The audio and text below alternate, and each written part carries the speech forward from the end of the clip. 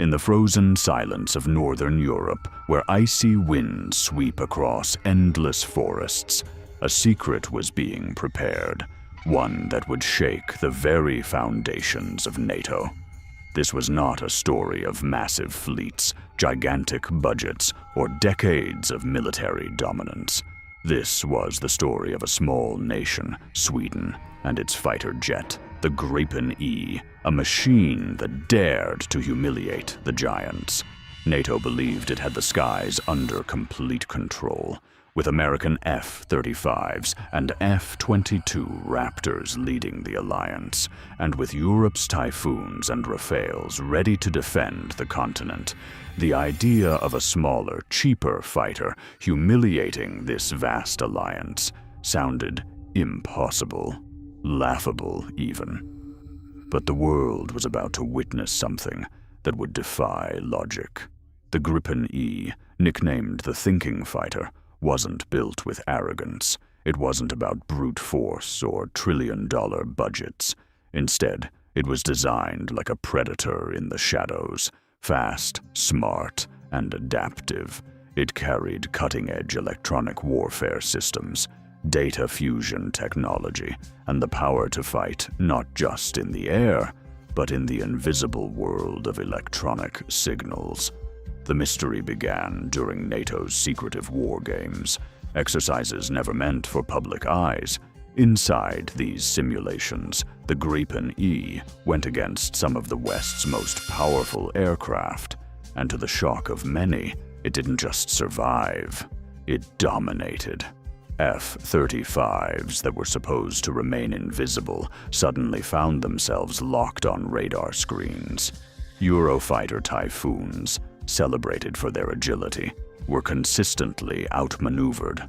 Even the F-22 Raptor, the symbol of American air superiority, was not immune to Gripen's tricks. The secret lay not in raw speed or stealth, but in brains. Gripen E's electronic warfare suite could jam, confuse, and blind its opponents. Its data link allowed it to act as part of a swarm, sharing every piece of information instantly with other aircraft, drones, and ground stations. While other jets fought as individuals, Gripen fought as part of an intelligent network, like a wolf leading a pack. What NATO didn't expect was how far Sweden had pushed the concept of adaptability. Gripen could be reprogrammed within hours. If a new radar threat appeared, engineers could rewrite its code the same day. No other jet in the world could transform itself this quickly. NATO's expensive fighters, burdened with bureaucracy and billions in development costs, simply couldn't keep up. But the real humiliation came when the Gripen E was pitted against overwhelming numbers. During one scenario, 6 Gripens went up against a combined NATO strike package of 20 aircraft. Statistically, the Swedes should have been annihilated. Instead, they shredded the opposition. NATO pilots reported being digitally ambushed. Their radars showed false targets, their communication channels filled with ghost signals, and their missiles lost lock in mid-air. It was as if an invisible hand had taken over the battlefield. When the exercise ended, silence filled the NATO briefing rooms. Generals who had once dismissed the Gripen as a budget toy were forced to confront an uncomfortable truth. Sweden had created a fighter jet that could challenge the most powerful air forces in the world and win. But worse than losing was the humiliation. The fact that a nation with a fraction of NATO's resources had managed to turn technology, strategy, and cunning into a weapon more devastating than raw firepower. Whispers began to spread. Was this just the beginning? Could the Gripen E destabilize the balance of air power across Europe? If Sweden could do this, what did it mean for NATO's future dominance in the skies? What secrets still hid inside this mysterious aircraft? No one in the room wanted to admit it, but the fear was real. And just when NATO thought it had seen everything, another revelation emerged, one that would take this humiliation to an entirely new level. But the true shock had only just begun. NATO generals believed they had seen the full potential of the Gripen E during the first simulations, but Sweden had deliberately held something back. In the second phase of the war games, the Gripen revealed capabilities that even seasoned analysts struggled to explain. This time, the Swedish jets entered the battlefield in complete silence. No active radar, no visible electronic signature, as if they had vanished into the cold northern skies. NATO pilots scrambled to detect them, but every attempt ended in failure. Then, without warning, the Gripens reappeared, not on radar screens, but behind enemy formations, already in attack positions. It was as though they had bent the very laws of detection. The explanation stunned the observers. Gripen's advanced sensor fusion and electronic warfare systems allowed it to turn enemy radars into weapons against themselves. NATO's most sophisticated aircraft were blinded, their targeting systems corrupted. Some pilots even reported false radar contacts, phantom Gripens multiplying across their displays, sowing confusion and panic in the cockpit. By the time they realized what had happened, the Swedish fighters had already destroyed their targets. For NATO, this was more than just a tactical loss. It was humiliation on a global stage. Billions spent on stealth programs and next-generation fighters meant nothing against an aircraft designed with cunning rather than brute force. Sweden had not only defended its skies, it had embarrassed the giants. Whispers began circulating that Gripen's power went beyond electronic warfare. Some claimed it had a cyber integration module capable of hacking into enemy systems mid-air, manipulating software inside hostile aircraft and missiles. If true, it meant Sweden had created not just a jet, but a flying hacker, an airborne predator capable of turning advanced technology into useless metal. What terrified NATO most was the thought of Gripen being exported. If smaller nations gained access to this level of technology, the balance of global air power could collapse overnight. Countries once dependent on the West's air dominance could suddenly stand equal or even superior. Contracts worth hundreds of billions could vanish, and with them, NATO's monopoly on the skies. But Sweden remained silent. Officials neither confirmed nor denied the rumors. Engineers offered no explanations, and pilots refused to speak in detail. The mystery deepened, and with it, the fear. Some argued that the Gripen E had shown only a fraction of its abilities during the war games, a teaser of what it could truly unleash in real combat. Others believed that Sweden deliberately humiliated NATO as a warning, proof that even the most powerful alliances could be outsmarted. Behind closed doors, NATO officials classified the incident at the highest level.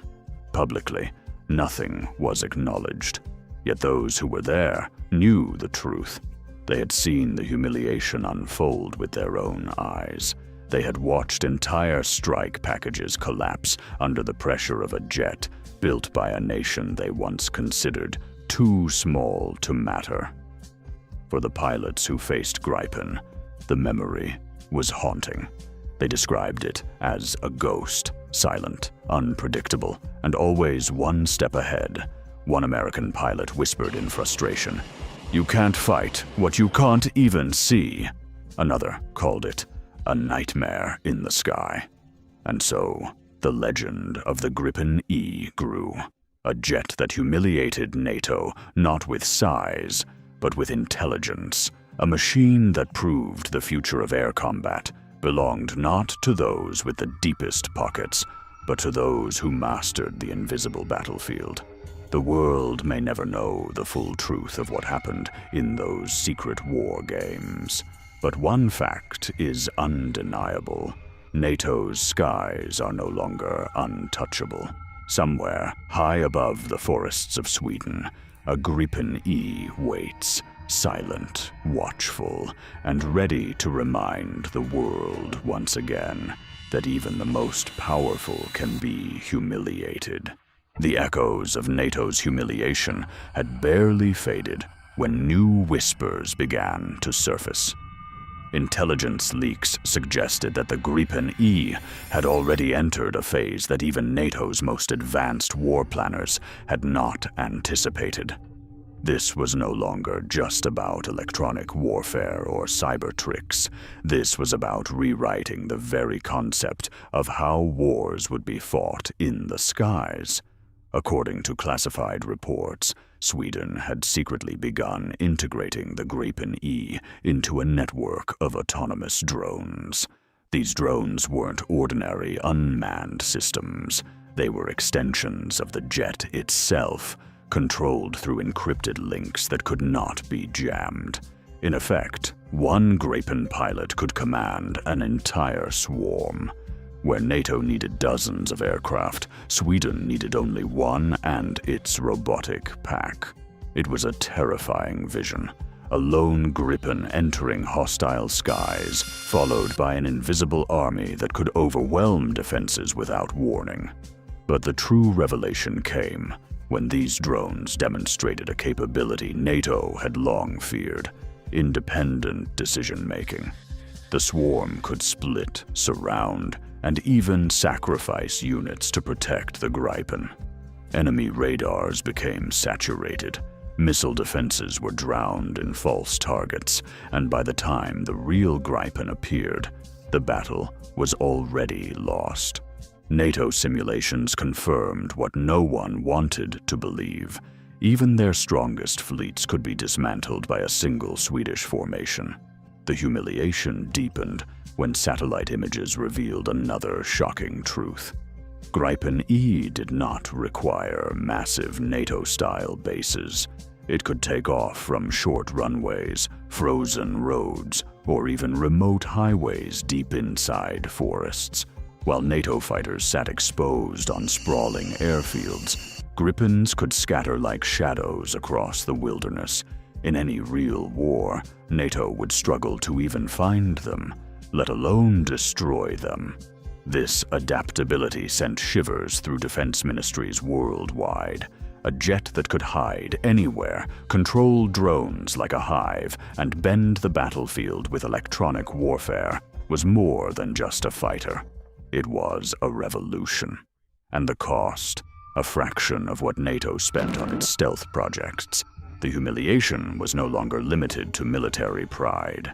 It was financial.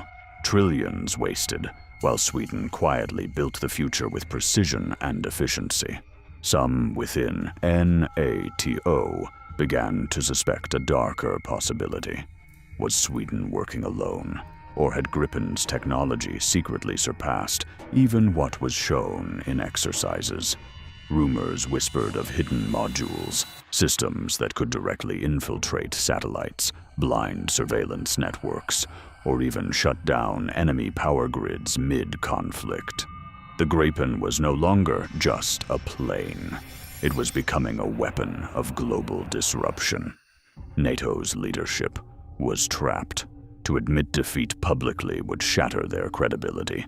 To ignore the Gripen's rise would be reckless, and to challenge Sweden directly would risk exposing more humiliations. Behind closed doors, generals debated new strategies. Some argued for cooperation, bringing Sweden deeper into NATO to contain the secret. Others feared this would only reveal more of NATO's vulnerabilities. Meanwhile, Sweden stayed silent, watching, calculating, never revealing its full hand. The silence itself became a weapon, feeding NATO's paranoia. How much more could the Gripen E do? What was still hidden inside its systems? Could even America's most secret stealth projects survive against it? No one knew, and that uncertainty was as devastating as any missile. As the legend of Gripen spread, nations began to line up for its purchase. The world had witnessed NATO's embarrassment, even if details remained classified. Countries that had once relied on Western dominance now saw a new option, a fighter jet that humiliated giants, and each new customer meant NATO's monopoly weakened further. The Gripen E had done more than humiliate NATO.